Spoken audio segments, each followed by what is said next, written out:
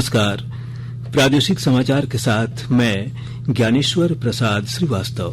पहले मुख्य समाचार। राष्ट्रपति ने आज स्वच्छ सर्वेक्षण के पुरस्कार विजेताओं को किया सम्मानित। कहा, स्वच्छता के प्रति देशवासियों की सोच में आया व्यापक बदलाव। प्रधानमंत्री नरेंद्र मोदी आज उत्तर प्रदेश के लखनऊ में सभी राज्यों के पुलिस महानिदेशकों और पुलिस महानिरीक्षकों के 56वें सम्मेलन में हिस्सा लेंगे। माओवादियों ने भारत बंद के दौरान चक्रधरपुर और लोटापहाड़ स्टेशन और टोरी लातेहार रेलखंड के रिचुघोटा डेमो स्टेशन के बीच ट्रैक को किया क्षतिग्रस्त। कई ट्रेनें रद्द, कई का रूट डायवर्ट। और झारखंड की निक्की प्रधान का चयन भारतीय महिला हॉकी टीम में दक्षिण कोरिया में होने वाले एशियन हॉकी चैंपियनशिप में करेंगी भारत का प्रतिनिधित्व। और अब समाचार से पहले एक जरूरी संदेश। देश ने कोविड टीकाकरण अभियान के अंतर्गत 100 करोड़ टीका लगाने का लक्ष्य हासिल कर इतिहास रचा है। इस महत्वपूर्ण कार्य में योगदान करने वाले चिकित्सकों, नर्सों और अन्य स्वास्थ्य कर्मियों का आकाशवाणी अभिनंदन करता है। इसके साथ ही हम आपको सतर्क भी करना चाहते हैं कि कोविड अभी समाप्त नहीं हुआ है।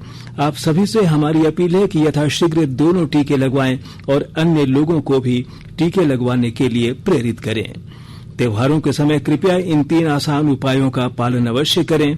मास्क पहनें, 2 गज की सुरक्षित दूरी बनाए रखें, हाथ और चेहरा साफ रखें।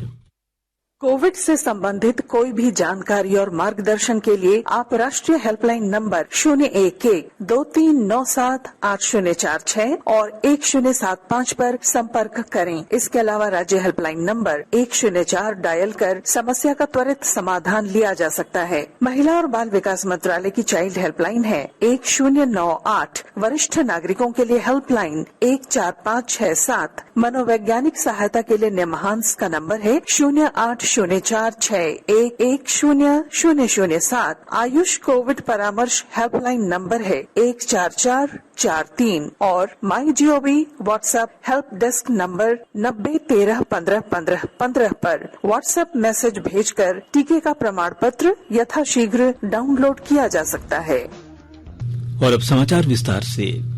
राष्ट्रपति रामनाथ कोविंद ने आज स्वच्छ अमृत महोत्सव के अंतर्गत स्वच्छ सर्वेक्षण 2021 के पुरस्कार विजेताओं को सम्मानित किया। नई दिल्ली में आवासन और शहरी कार्य मंत्रालय द्वारा आयोजित समारोह में इंदौर को लगातार 5वीं बार सबसे स्वच्छ शहर और छत्तीसगढ़ को सबसे स्वच्छ राज्य का पुरस्कार मिला। इस मौके पर राष्ट्रपति ने विभिन्न श्रेणियों में पुरस्कृत शहरों को बधाई देते हुए कहा कि प्रधानमंत्री नरेंद्र मोदी ने गांधी जी की प्रेरणा से स्वच्छता अभियान को आगे बढ़ाया। इस अभियान से स्वच्छता के प्रति देशवासियों की सोच में व्यापक बदलाव आया है। उन्होंने कहा कि कोविड महामारी में सफाई कर्मियों ने बेहतरीन सेवाएं दी। राष्ट्रपति ने कहा कि 2014 के पहले जहां मात्र 18% कचरे का निस्तारण होता था, वह बढ़कर 4 गुना हो गया है। उन्होंने कहा कि देश की साफ सुथरी छवि से पर्यटन को बढ़ावा मिलेगा।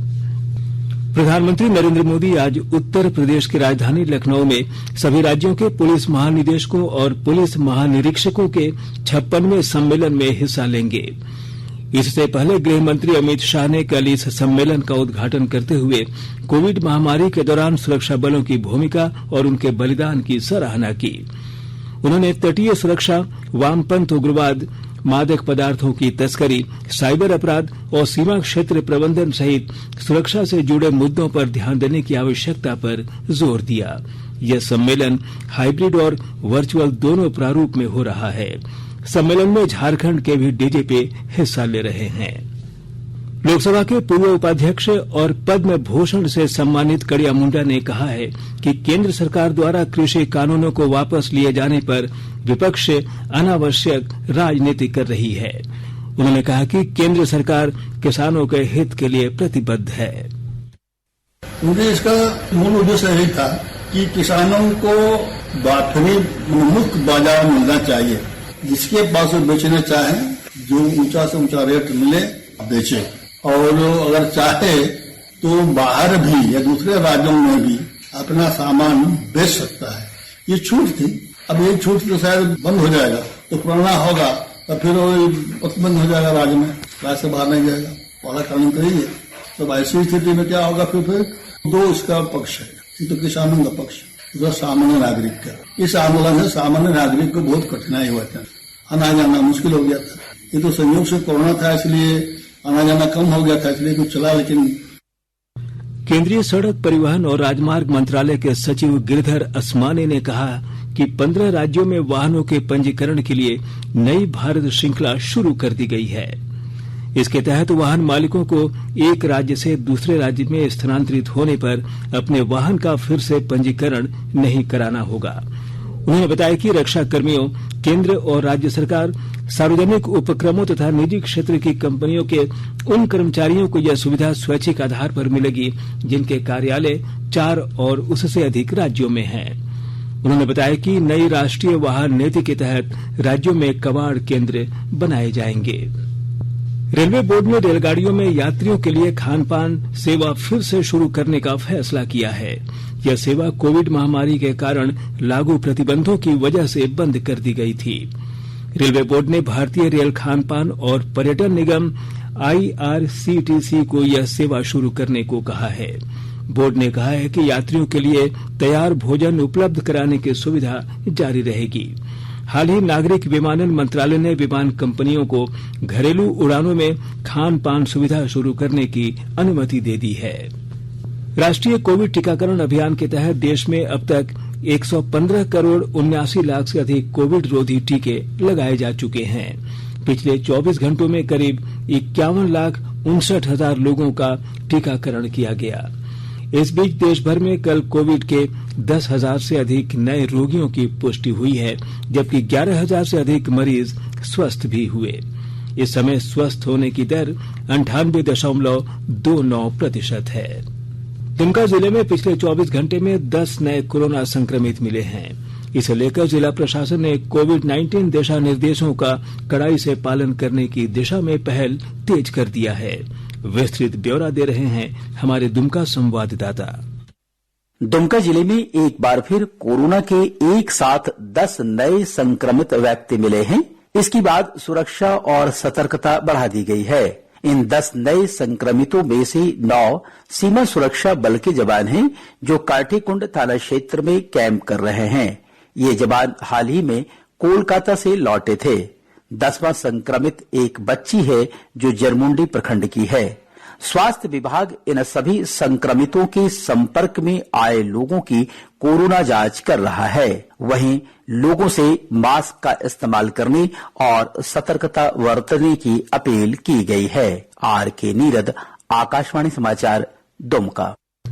आकाशवाणी के ताजा तरीन समाचारों के लिए आप हमारी वेबसाइट newsonair.com पर लॉग इन कर सकते हैं।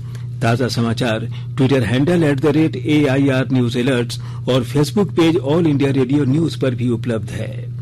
आप प्रादेशिक समाचार एकांश को ट्विटर हैंडल @AIR News_रांची और फेसबुक, इंस्टाग्राम पेज तथा YouTube channel AIR News Ranchi पर भी हमारे बुलेटिन सुन सकते हैं। प्रादेशिक समाचार आप आकाशवाणी रांची से सुन रहे हैं और अब पेश है कोरोना से बचाव के कुछ संदेश। चलो एक शुरुआत करें, चलो एक फैसला आज करें, मास्क नहीं तो टोकेंगे, कोरोना को रोकेंगे, चलो एक वादा करते हैं, चलो एक वादा करते हैं, मास्क नहीं तो टोकेंगे, कोरोना को रोकेंगे। भारत सरकार द्वारा जनहित में जारी। कोविड-19 से बचाव और सुरक्षित रहने के 3 उपाय। मास्क लगाएं, 2 गज दूरी है जरूरी, सुरक्षित दूरी रखें, हाथ और मुंह साफ रखें। प्रादेशिक समाचार में आपका फिर से स्वागत है। भाकपा माओवादियों ने आज देशव्यापी बंद के दौरान हावड़ा मुंबई मुख्य रेल मार्ग पर चक्रधरपुर और लोटापहाड़ स्टेशन के बीच रेलवे ट्रैक को क्षतिग्रस्त कर दिया। इस घटना के बाद हावड़ा पुणे एक्सप्रेस को चक्रधरपुर, समरसता एक्सप्रेस को राजखरसावा, पोरबंदर हावड़ा एक्सप्रेस को सोनुआ और पुरी हरिद्वार एक्सप्रेस को गम्हरिया में रोक दिया गया है। वहीं चक्रधरपुर राउरकेला मेमू के परिचालन को रद्द कर दिया गया है।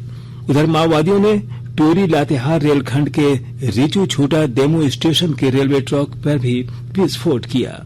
इस वजह से सासाराम रांची एक्सप्रेस और जम्मू तवी संबलपुर ट्रेन आज अपने निर्धारित मार्ग की बजाय सोननगर, गया, कोडरमा और मुरी होकर चलेगी। रेलवे सूत्रों ने बताया कि डेहरी ऑनसन बरवाडी ट्रेन और बरवाडी गोमो ट्रेन का परिचालन आज रद्द रहेगा।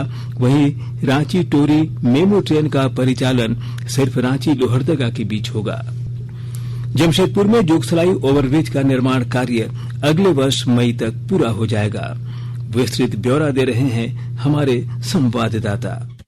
जुगसलाई रेल ओवरब्रिज का निर्माण अगले साल मई तक पूरा कर लिया जाएगा। इसके बाद जुगसलाई में वाहन खड़ा करने के लिए पार्किंग बनाई जाएगी। जुगसलाई नगर परिषद स्टेशन रोड की मरम्मत का काम जल्द शुरू करेगी। पूर्वी सिंहभूम के उपायुक्त सूरज कुमार बिष्टुपुर स्थित चेंबर भवन में Singhbhum chamber of commerce and industry की ओर से आयोजित संवाद कार्यक्रम में ये बातें कही। उन्होंने कहा कि दालबुमगढ़ एयरपोर्ट निर्माण के मुद्दे पर मुख्य सचिव ने संबंधित विभागों के अधिकारियों के साथ बैठक की थी। इसमें आने वाली बाधाएं दूर कर ली गई है। वे जल्द ही वहां जायजा लेने जाएंगे।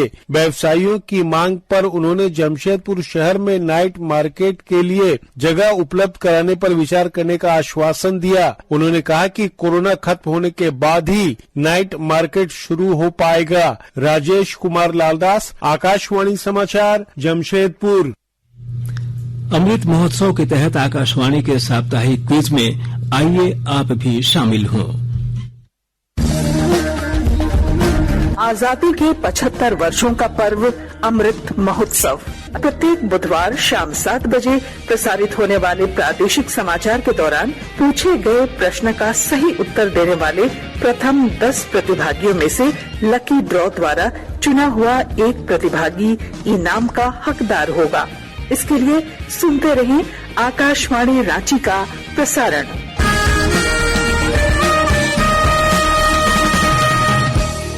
आजादी का अमृत महोत्सव के लिए सभी उपभोक्ताओं को शुभकामनाएं। हॉलमार्क सोने की शुद्धता सुनिश्चित करता है। हमेशा हॉलमार्क वाले सोने के आभूषण खरीदें। उपभोक्ता किसी भी शिकायत के लिए कृपया राष्ट्रीय उपभोक्ता हेल्पलाइन टोल फ्री नंबर 14404 पर संपर्क करें। उपभोक्ता मामले विभाग, भारत सरकार द्वारा जनहित में जारी। जागो ग्राहक जागो।